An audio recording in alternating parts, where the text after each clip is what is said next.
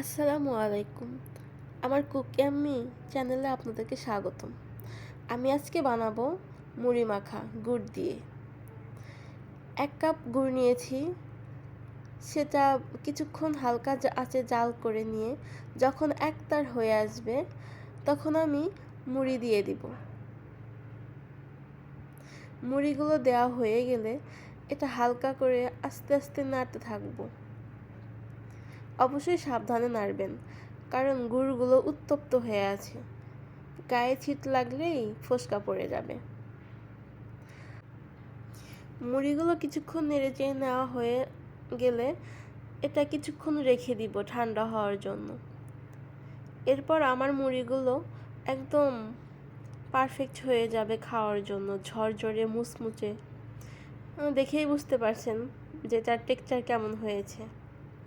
আশা করি সবার ভালো লাগবে। ধন্যবাদ। আল্লাহ হাফেজ।